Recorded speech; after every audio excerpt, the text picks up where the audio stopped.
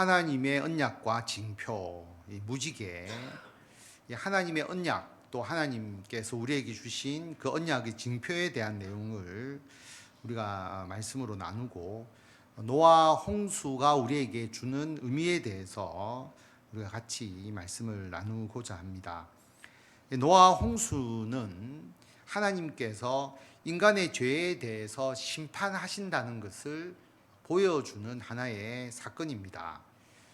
인간의 죄가 극심했다라고 하는 거죠. 그래서 창세기 6장 5절에서 6절을 보면 하나님께서 사람의 죄악이 세상에 가득했다, 죄악이 극심했음을 알 수가 있죠. 지금은 어떤 법적인 것, 제도적인 것, 그 다음에 국가에 의해서 나라의 통치가 이루어지니까 그래도 질서가 좀 있지 않았겠습니까?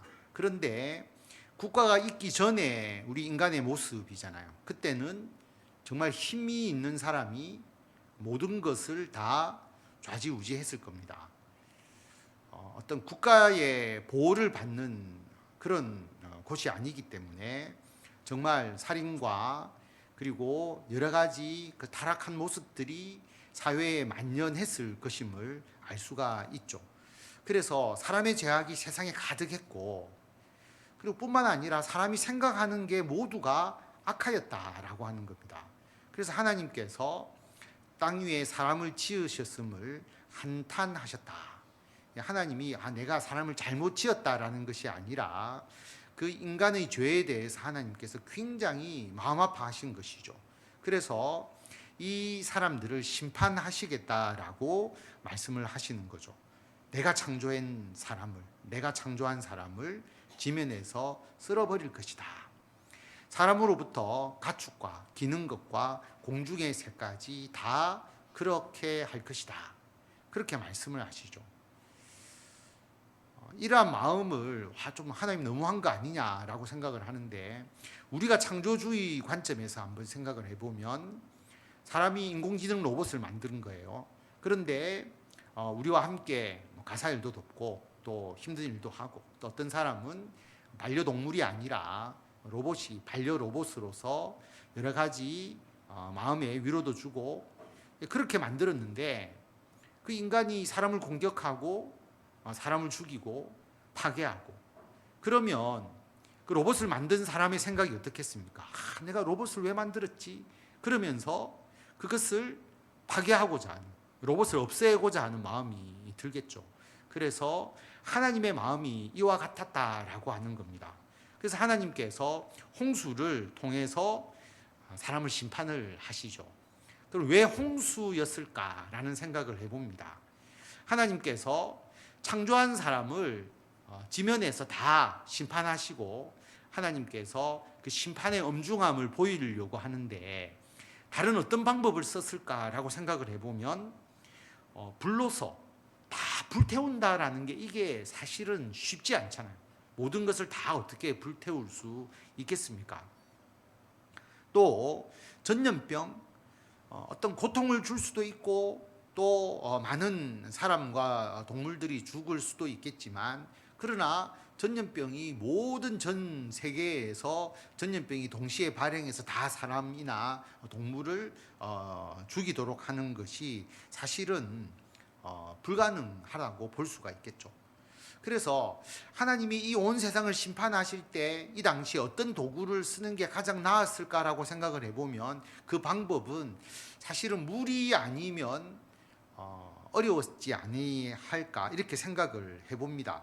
그래서 하나님이 거대한 홍수를 통해서 인간에 대해서 심판의 엄중한 본을 보여주신 것이죠. 하나님이 너무 잔인하다, 이렇게 생각할 수 있지만, 그러나 하나님은 무조건적인 심판을 행하신 것은 아닙니다. 노아를 통해서, 그리고 방주를 미리 만들게 하셔서 하나님을 믿는 자, 하나님의 말씀을 신뢰하는 자는 살아날 수 있도록 길을 열어주셨다라고 하는 것이죠. 문제는 방주에 타지 않았다는 겁니다. 방주에 타라, 노아의 방주에 타라라고 노아가 이야기를 했음에도 불구하고 그들은 이 방주를 타는 것을 거부한 것이죠. 여러분, 하나님께서 무차별적으로 다 심판하시고 죽이시고 형벌을 내리시는 그런 하나님이 아니죠. 하나님은 항상 구원의 길을 주셨습니다. 그리고 이 구원의 길로 오라고 이야기를 하시고 구원의 길로 오지 않는 자를 심판하시지, 구원의 길, 막다른 길로 몰아놓고 구원의 길도 없이 너희들 여기서 다 죽어라, 다 형벌 받아라, 그렇게 하시는 하나님이 아니시죠. 출애굽할 때 10번째 재앙이 장자의 죽음이잖아요.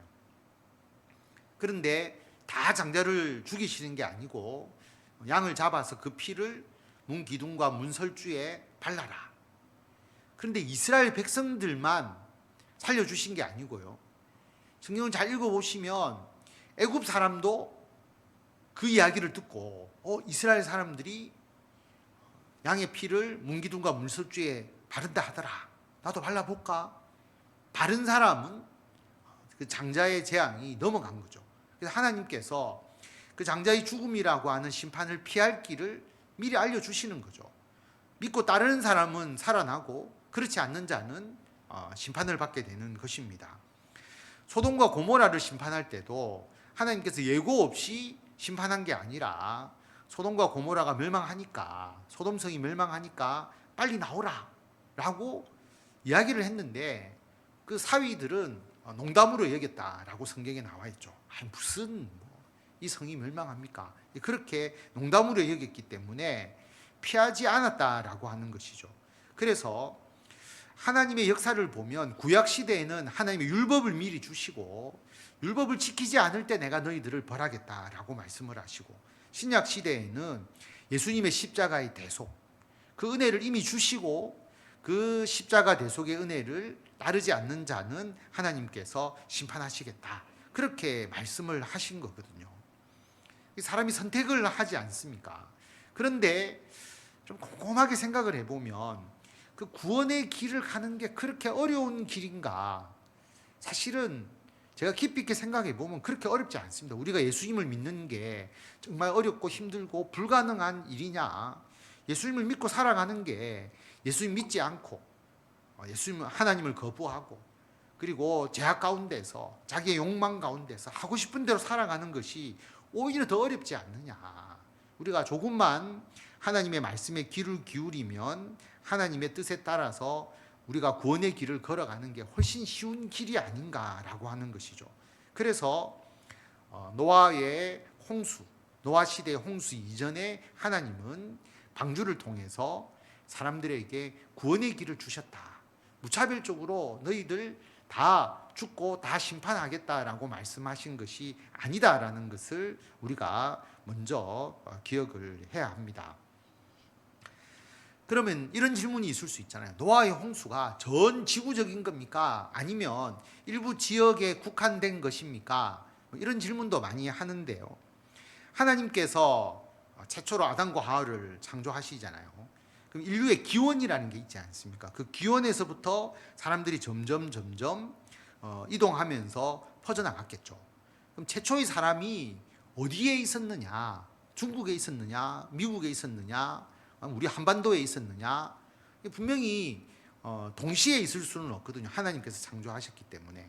이 성경을 보면 결국 인류 문명의 근원은 티그리스 유프라테스강, 메소포타미아 지역을 중심으로 해서 사람이 번성하기 시작했다라는 것을 알 수가 있습니다. 노아 시대 때까지 어디까지 퍼져나갔을까? 그걸 생각해 보면 전 지구가 전부 다 물에 잠기는 것이 맞는지, 아니면 사람이 살고 그 당시에 생물이 번성했던 지역까지만 잠기는 것이 맞는지 똑같은 거죠. 실제로 보면 하나님의 심판의 목적은 전 지구에 사람들이 다 살면 전 지구에 다 홍수가 왔을 것이고, 그러나 메소포타미아 지역을 중심으로 해서 그 중동까지 그 지역에만 사람이 살았으면 그 지역에만 홍수가 나도 무방한 것이잖아요. 그래서 전 지구냐 아니냐 가지고 불필요하게 논쟁을 할 필요는 없을 것 같고요. 하나님께서 홍수를 통해서 분명하게 심판하셨다.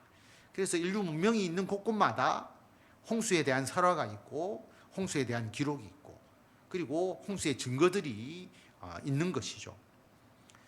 그러면 방주는 어느 정도 크기였을까? 방주는 길이가 137m 정도, 폭이 23m, 높이는 14m 정도 되는 3층 구조의 그런 배였습니다. 축구장 면적 정도라고 보통 이야기를 합니다. 그런데 방주라고 번역을 정확하게 했잖아요. 배가 아니고. 보통 배라고 하면 추진력이 있어야 되는데 방주라고 하는 것은 추진력은 없고 그냥 물에 떠 있는 상자. 그래서 우리가 방주로 여기서는 번역을 했지만 구약 성경에 보면 이 방주라는 단어는 아기 모세를 갈대 상자에 담아서 떠내려 보내잖아요. 남자아이들 다 죽이라고 하니까. 그 담았던 상자와 같은 단어입니다. 그러니까 물에 그냥 떠내려가는 물만 들어오지 않도록 하는 구조죠. 그래서 추진력이 없는 그런 배를 이제 방주, 상자라고 하는 거죠. 노아의 방주를 건설하는 시기가 한 120년 정도로 봅니다. 성경을 통해서 120년 동안 건조되었고 그런 이제 큰 구조물 거기에 노아의 가족과 그리고 모든 동물과 생명 있는 코로 호흡하는 모든 것이 거기에 방주에 들어가서 생명을 유지할 수가 있었죠. 어떤 사람은 노아의 방주에 큰 공룡이 어떻게 들어갈 수 있느냐. 공룡이 들어가기에는 방주가 너무 작은 것 아닙니까? 그래서 여기에 대해서 간단하게 이야기를 하죠. 다 큰 초대형 동물을 실은 게 아니고 그런 동물은 예를 들어서 아직 더 크기 전인 새끼 단계에서 실으면 다 실을 수 있다. 그런 것은 이제 전혀 어떤 노아의 방주를 어떤 현실적 역사성을 부인하기 위한 여러 가지 질문이 있지만 그 질문에 대해서 다 답변이 가능한 것이죠. 성경에 보면 물이 빠지기 시작하고 노아의 방주가 도착한 산이 아라랏 산이라고 분명하게 기록이 되어 있습니다. 아라랏 산이라고 딱 기록되니까 모든 세계의 관심이 이 아라랏 산이 터키 쪽에 있잖아요. 그래서 항상 이 터키 이 아라랏 산에서 노아의 방주를 발굴하기 위한 인간의 노력이 굉장히 많이 이루어졌는데 문제는 만년설로 덮여 있는 산이었기 때문에 많은 시도가 있었지만 어떤 사람은 흔적을 발견했다 뭐 이렇게 보도도 되고 했지만 눈이 덮여서 드러나지 않았는데 최근에 기후가 지구온난화로 인해서 논이 녹으니까 사람들이 노아의 방주를 발견했다, 뭐 방주에 흔적이 있다, 뭐 구릉지가 이런 게 방주의 모양이다 여러 가지 이야기가 나오지만 노아의 방주가 있든 없든 성경에는 아라랏 산에 도착했다라는 기록이 있다라는 것을 우리가 기억을 해야 합니다. 오늘 말씀은 뭐 홍수에 대해서 이야기하고자 하는 것도 아니고 또 방주에 대한 이야기를 하고자 하는 것도 아니고 노아 홍수 이후에 하나님과 노아와의 언약이 새롭게 이루어졌다라고 하는 것입니다. 그 언약의 내용이 오늘 9장에 사실 1절부터 쭉 나오는데요.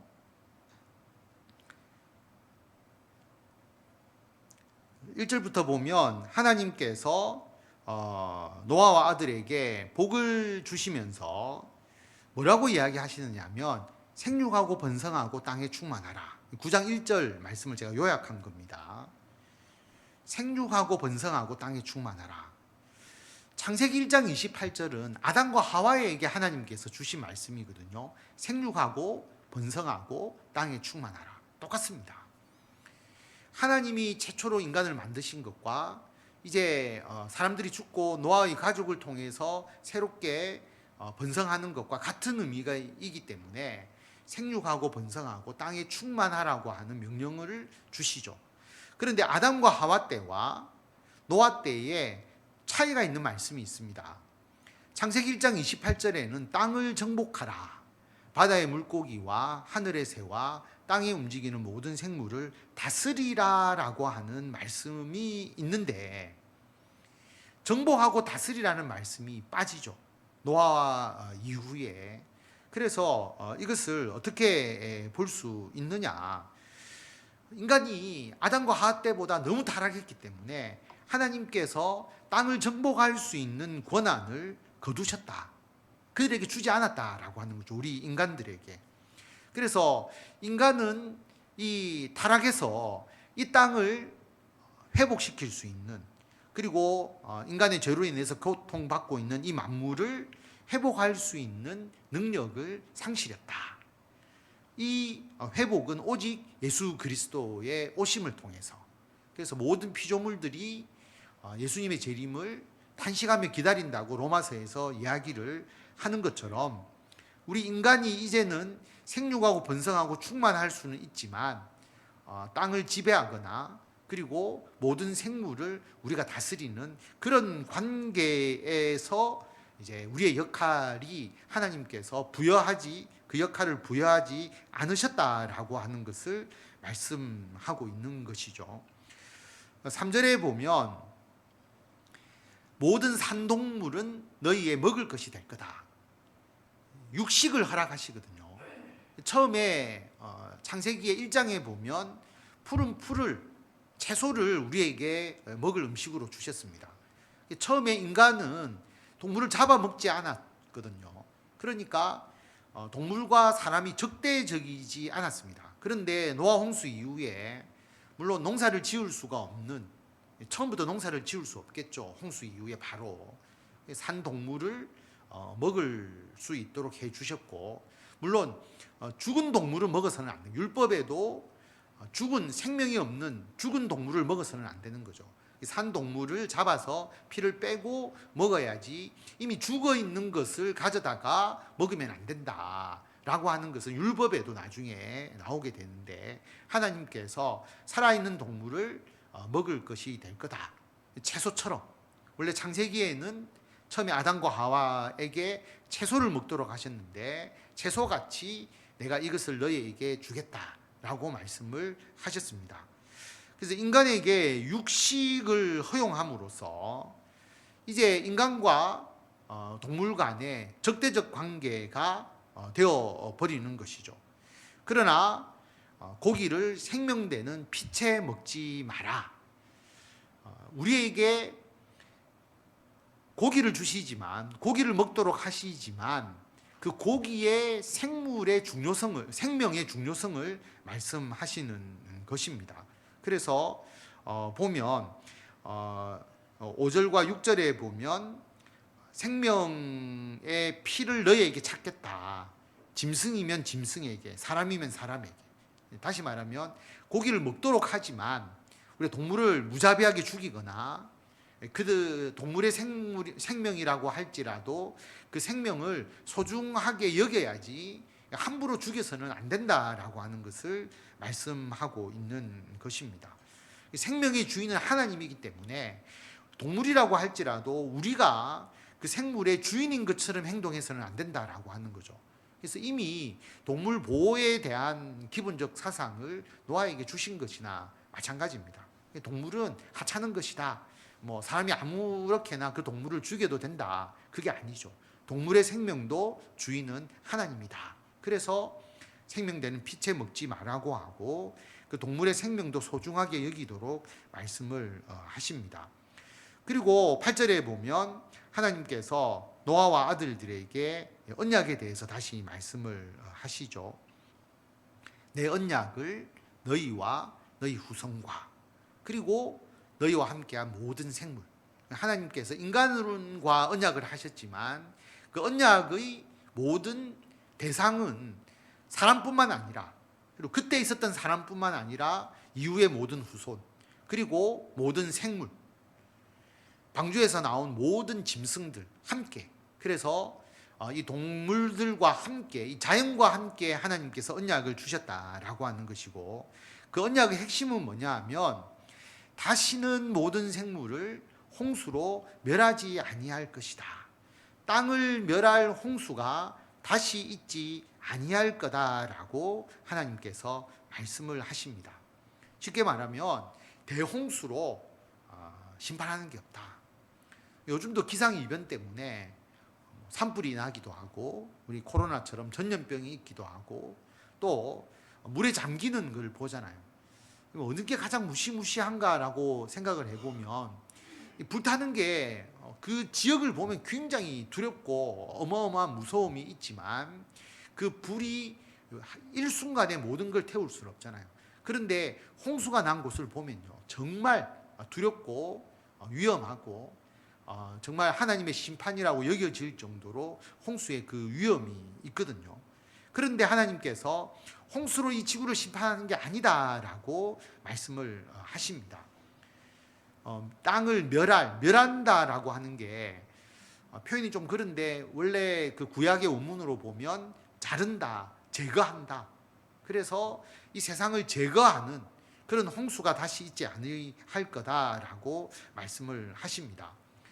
그래서 홍수를 강조하면 하나님이 홍수로 멸하지는 않고 불로 멸할 거다. 아니면 다른 것을 통해서 멸하실 것이다.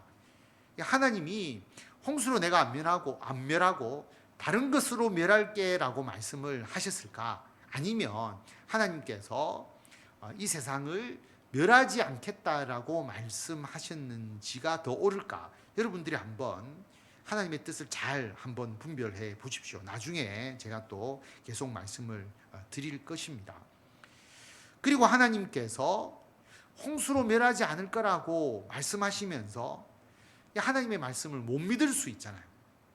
그래서 믿도록 확신의 표를 주시죠. 언약의 증거를 주십니다.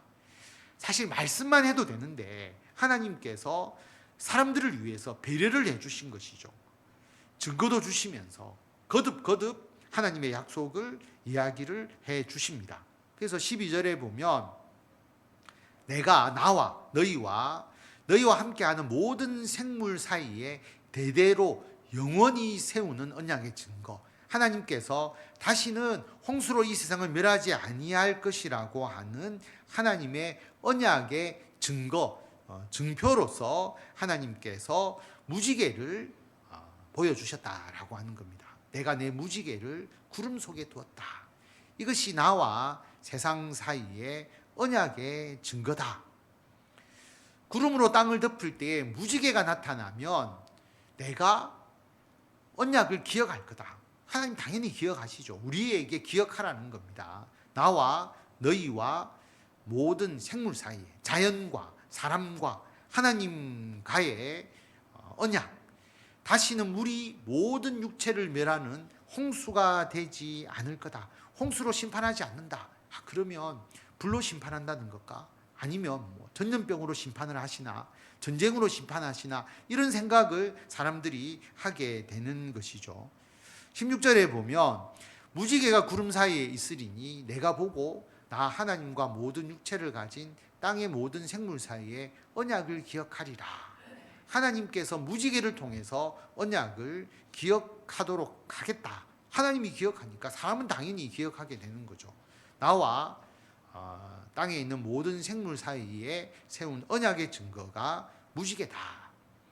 아니, 무지개가 무슨 언약의 증거입니까? 자연현상으로 수분이 응집이 되어서 빛을 발하면 나타나는 그런 자연현상이 아닙니까? 증표라고 하는 것이 다 자연적인 것이죠. 여러분은 약속을 할 때 어떤 증표를 보통 하시고 또 경험이 있는지, 보통 보면 결혼할 때 결혼 반지 이런 거 많이 하잖아요.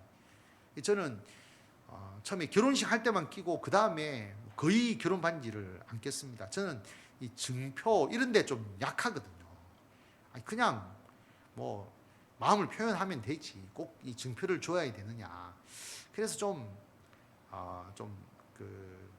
사람이 조금 더 이게 로맨티스트가 되어야 되는데 그런 부분이 좀 약한 것 같아요. 증표 이런 게 중요하잖아요. 근데 하나님은 약속만 해도 되는데 증표를 주세요. 무지개라는 증표를 주셨다. 이 무지개라고 하는 하나의 현상이 에스겔서에 보면 에스겔이 하나님의 모습을 환상으로 보거든요. 그런데 하나님은 어떤 형체가 없잖아요. 그러니까 하나님의 형상을 어떤 빛으로 표현을 많이 하고 뭐 보석과 같은 빛으로 많이 표현을 하는데 28절에 보면 그 보좌에 앉으신 하나님의 그 사방 광채가 비 오는 날 구름에 있는 무지개 같다라고 그렇게 표현을 합니다. 요한계시록에 보면 보좌에 앉으신 하나님의 모양이 이때 환상을 통해서 본 거죠. 그 모양이 마치 보석과 같은 모양이고 무지개가 있어서 보좌에 둘렸다라고 그렇게 말합니다. 그래서 무지개를 어차피 우리가 하나님을 직접 어떤 형상으로 구체적으로 볼 수는 없으니까 우리가 보는 어떤 자연 현상이나 어떤 형상을 통해서 하나님을 간접적으로 경험하게 되는데 하나님의 모습에서 공통적으로 그 무지개 빛깔 같은 그 빛깔이 나타나면서 무지개를 보면 하나님, 또 하나님 하면 일종의 무지개를 생각하는 그런 이제 모습이 나타난 것이거든요. 단지 비 오면 나타나는 무지개를 생각하지 말고 하나님께서 이 자연현상 중에서 하나님을 기억하고 떠올릴 수 있는 하나의 자연현상을 무지개로 택하신 것이고 그걸 보면서 하나님을 생각하고 하나님의 약속을 기억하도록 하신 것이죠. 그게 징표입니다. 무지개가 중요한 게 아니고 하나님의 징표, 하나님의 언약이 중요한 것이죠. 그러면 하나님의 언약은 불로 심판하겠다는 거냐? 그러면 하나님이 불로 이 전 지구를 다 태우느냐? 그게 아니라고 하는 것이죠. 다시 말하면 하나님께서 말씀하시고자 하는 것은 물로서 모든 사람을 다 죽이는 그런 심판이 아니라고 하는 거죠. 그리고 물이 아니라고 뭐 불이나 전염병으로 온 세상을 다 사람들을 죽이고 사람들을 형벌을 주는 그런 심판의 시대는 아니라고 하는 거죠. 왜냐하면 노아의 사건은 예표하는 부분이 있는 겁니다. 노아의 사건을 통해서 하나님께서 말씀하시고자 하는 실제적인 뜻은 따로 있고, 야 너희들 봐라, 노아 때 이런 일이 있지 않았느냐, 그러니까 지금 어떻게 너희들이 살아야 되느냐는 것을 보여주기 위해서 노아의 사건을 하나님께서 행하시고 기록해 둔 것이지, 물론 물이냐 불이냐 이게 중요한 게 아니라고 하는 것이죠. 그래서 무엇을 예표하는 것이냐, 마태복음 24장에 보면 노아의 때와 같이 인자의 임함도 그러할 것이다. 예수님께서 재림하시는 때, 그때에 노아의 때하고 똑같지 않겠느냐. 어떤 면에서 홍수 전에 노아가 방주에 들어가던 날까지 사람들이 먹고 마시고 장가가고 시집가고, 홍수가 나서 멸하기까지 그들은 깨닫지 못했다는 겁니다. 그런데 예수님의 재림 때도 그렇지 않겠느냐. 예수님이 재림만 그런 게 아니라 지금도 마찬가지잖아요. 예수님을 믿고 우리가 구원을 받을 수 있는 구원의 길을 제시를 해주셨는데 사람들은 관심 없죠. 귀를 기울이지 않죠. 먹고 마시고 그 다음에 일상적인 생활을 하는데 다 모든 신경을 쓰고 있지, 홍수와 같은 하나님의 심판에 대해서 사람들이 생각하지 못하고 있다. 이것을 보여주기 위한 것이죠. 뿐만 아니라 히브리서 11장 7절에 보면 믿음으로 노아는 아직 보이지 않는 일에 경고하심을 받아 경외함으로 방주를 준비하여 그 집을 구원하였으니 이로 말미암아 세상을 정죄하고 믿음을 따르는 의의 상속자가 되었다라고 말합니다. 사람들은 하나님의 심판을 이야기해도 무관심합니다. 그리고 하나님의 말씀으로 경고를 해도 무관심하죠. 홍수를 봐도 산불을 봐도 전염병, 코로나 전 세계적인 전염병을 봐도 무관심합니다. 그래서 하나님께서 구약에서 전염병으로 심판하시기도 하시거든요. 전쟁을 통해서도 심판하고. 그래서 그런 것을 보면 뭔가 하나님의 경고에 대해서 깊이 있게 한번 생각해야 되는데 생각하지 않죠. 그리고 죽음에 대한, 결국 우리가 뭐 이 세상에 어떤 심판이 있든 없든 우리가 개인적으로 죽으면 우리 하나님 앞에 가니까 죽음 이유에 대해서, 죽음의 문제에 대해서 고민하고 인식을 해야 되는데 사람이 생각하지 않죠. 그런데 그들에게 이미 구원의 방주, 구원의 길이 있는 겁니다. 그런데 그것을 알지 못하고 먹고 마시고 그리고 장가가고 시집가고 거기에 얽매여 있는 사람들, 그들에게 구원의 방주가 있다라는 것을 알려주는 노아의 사명을 감당해야 하는 거죠. 그게 우리의 사명, 교회의 사명입니다. 그래서 사람들이 좀 더 자신의 삶에서 죽음의 문제를 생각하고 그리고 하나님의 존재, 하나님께서 존재하신다면 하나님께서 이 부조리하고 불합리하고 죄 가운데서 병들어가는 이 지구와 자연, 이것을 그냥 놔두시겠느냐? 하나님께서 이것을 분명히 새롭게 하시지 않겠느냐? 하나님의 심판, 다스림. 그러니까 하나님의 심판이라고 하면 뭐 물로 다 죽이고 불로 태우고 뭐 전쟁이 일어나서 핵이 터져서 지구가 다 파괴되고 그런 걸 생각하는데, 하나님이 그게 중요한 게 아니라 지구가 파괴된다고 해도 뭐 그게 중요한 게 아니잖아요. 우리가 죽고 난 이후에 영원한 하나님의 나라, 하나님께서 어떻게 심판하시고 다스리시는가 하는 것이 더 중요한 것이죠. 그래서 노아의 사건은 첫째는 보이지 않는 일에 대한 경고입니다. 전혀 비가 올 것 같지 않았거든요. 사람들은 홍수에 대해서 안 믿은 거예요. 근데 노아는 방주를 만들고 있었고 준비를 하고 있는 거잖아요. 그럼 죽고 난 이후에 어떤 일이 있을지 미리 경고하는 것, 그리고 지금 이 지구와 이 세상에 죄악이 만연해서 정말 손쓸 수 없을, 우리 인간이 그것을 회복시킬 수가 없기 때문에, 그러면 그 상태로 지구가 멸망하고 있어야 되느냐? 하나님은 새하늘과 새 땅을 이야기를 하시잖아요. 보이지 않는 일에 대해서 하나님께서 미리 말씀하시고 경고하셨기 때문에 그것을 믿음으로, 하나님을 경외하는 마음으로 해야 될 일이 뭐냐 하는 것은 방주를 준비하는 것이다. 방주를 우리가 준비하는 게 아니잖아요. 노아도 너 이렇게 만들어, 하나님께서 방주에 대해서 다 이야기해 주셨거든요. 예수 그리스도의 십자가의 대속을 믿는 믿음으로 구원 얻는다, 다 말씀하시고 그것을 준비하도록, 그걸 알리고 사람들이 그 구원을 받을 수 있도록 방주를 준비하는 거잖아요. 그 방주가 저와 여러분들이 함께 이루어가는 교회. 그래서 교회를 통해서 믿음을 가지고 그들이 구원 얻을 수 있도록 해주시는 것이죠. 그래서 우리만 구원하느냐? 노아가 만약에 방주를 통해서 자기만 구원하려고 했으면 쪽배 하나 만들어도 충분하지 않았겠습니까? 아니면 자기 가족을 위한 것, 이것만 만들어오면 쉽게 방주를 세우고 자기가 살아남을 수 있었을 것인데, 그 큰 방주를 만드는 것은 자기뿐만 아니라 사람들이 다 탈 수 있도록, 그 당시에 자기로서는 많은 사람을 태우고 모든 동물들을 살리기 위해서 거대한 방주를 120년 동안 지은 거잖아요. 그래서 우리가 지금 교회를 위해서 헌신하고 또 교회를 위해서 수고하는 것은 나 혼자서 구원받기 위한 것이 아니라 이 교회를 통해서 더 많은 사람들이 교회로 나와서 구원받을 수 있도록 우리가 방주를 준비하고, 그리고 방주를 만들고 방주에 타도록 사람들을 권면하는 역할을 하고 있는 것입니다.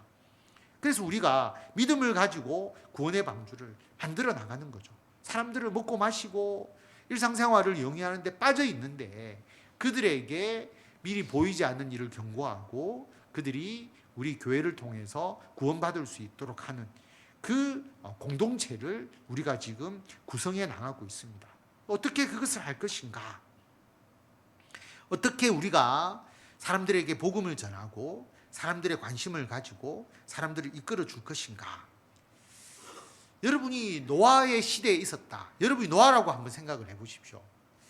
어떻게 알렸을까? 그런데 결국 노아는 자기 가족 외에는 사람을 태우지 못했잖아요. 노아가 실패한 걸까? 한번 생각해 볼 수 있죠. 노아가 어떤 홍보를, 어떤 전도를 잘못했을까? 내가 노아였다면 더 효과적으로 사람들을 방주에 타도록 만들 수 있지 않았을까? 이런 생각을 해보는 것이죠.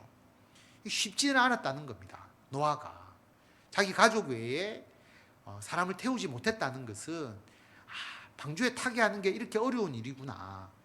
지금 우리로 보면 사람을 전도해서 교회 나오게 하고 예수 믿게 하는 것, 이거 참 쉽지 않구나. 노아도 못한 일을 우리가 하고 있는 것이죠. 그런데 지금 우리가 우리 교회를 통해서 정말 사람들이 교회에 나와서 구원받을 수 있도록, 구원의 방주에 더 많은 사람들이 탈 수 있도록. 근데 우리의 구원의 대상은 사람뿐만 아니라 자연도 포함되거든요. 우리가 이 자연을 하나님의 창조의 질서로 회복하는 일에 함께하는.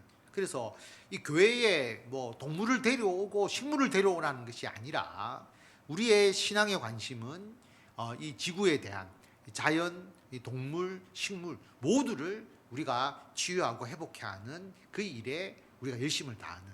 그래서 우리 교단에서는 특별히 이러한 환경에 대한 문제에 더욱 많은 관심을 가지고 교회가 사람을 구원함과 동시에 이 지구의 하나님의 그 창조의 질서를 회복하는데 우리가 사명을 다해야 된다는데 또 많은 관심을 가지고 있습니다. 그래서 이번 주는 구역 모임이기 때문에 여러분 구역을 중심으로 해서 이야기를 서로 나누시면 됩니다. 첫 번째는 자녀가 잘못된 행동을 할 때 그냥 놔두어야 할까요? 아니면 그 중에서 바로 잡아야 할까요? 하나님이 왜 홍수의 심판을 쓰셨는가? 야, 이거 너무하다가 아니라 하나님은 벌이 목적이 아니라 바로 잡고자 하는데 목적이 있었고, 그래서 구원의 방주를 준비시킨 것이죠. 하나님은 구원의 길을 열지 않고 막다른 골목에서 사람을 심판하지 않는다라고 하는 것이고요. 그리고 홍수가 끝난 이후에 하나님께서 노아와 새롭게 언약을 맺으실 때 인간에게 땅을 정복하고 다스리라는 것을 제외시킵니다. 그래서 인간과 동물은 서로 적대적인 관계, 보면 동물은 사람을 무서워하도록 그렇게 되어 있는 이런 관계로 바뀌게 되고 사람에게 고기를 먹도록 육식을 허용하게 됩니다. 그러면서 하나님께서 더 이상 전 지구적인 하나님의 심판은 없을 것이다. 그런데 이것을 보증하기 위해서 무지개를 하나님께서 징표로 주셨고, 징표까지 주신다는 것은 우리를 너무나 배려하고 우리들을 생각하시는 하나님의 마음이 드러나게 되고, 그 징표로 무지개를 주셨는데, 무지개는 구약과 신약에서 모두 하나님의 형상을 나타내는 것으로 사용이 되었다라고 하는 것이고요. 우리가 노아의 사건과 홍수의 사건을 통해서 보고자 하는 것은 하나님이 벌하신 게 중요한 것이 아니라 구원의 방주를 준비해서 구원을 주셨다라고 하는 구원의 징표다. 그러므로 지금의 때, 노아의 때와 같은데 우리는 구원의 방주를 만들고 구원의 방주를 더 크게 만들고 더 많은 사람, 그리고 이 모든 생물들이 하나님의 구원의 길을 걸을 수 있도록, 사람은 구원하는 거고요, 천국 가게 하는 거고, 동물과 식물과 자연은 창조의 질서를 회복하게 하는 이 사역, 이 구원의 방주를 만들고 그 구원의 방주에 타도록 하는 사역을 행할 것인데, 어떻게 하면 우리가 이 일을 잘할 건가? 이 답은 전혀 제가 쓰지 않아서 답이 없고, 여러분 구역에서 이야기를 나누시면서 사람들을 더욱더 전도하고 또 구원의 방주에서 구원받도록 하는데 우리가 어떻게 했으면 좋은지를 서로가 자유롭게 이야기를 나누시면서 구역을 중심으로 해서 전도와 양육과 구원의 방주의 역할을 감당해 나갈 수 있도록 이야기를 하시면 됩니다. 그래서 구원의 방주, 구원의 징표로서 무지개, 하나님의 어떤 상징, 그리고 노아의 때에 지금 우리에게 주시는 하나님의 말씀과 굉장히 연결이 된다라고 하는 것을 기억하시고, 하나님께서 우리를 구원하시는 그 구원의 징표와 그 언약을 다시 한번 마음에 새기시고, 여러분의 가정에서 또 여러분이 하시는 모든 일 가운데서, 그리고 우리 교회와 구역 교구 가운데서 이러한 하나님의 구원의 역사를 온전히 이루어 가시는 성도 여러분들이 다 되시기를 바랍니다.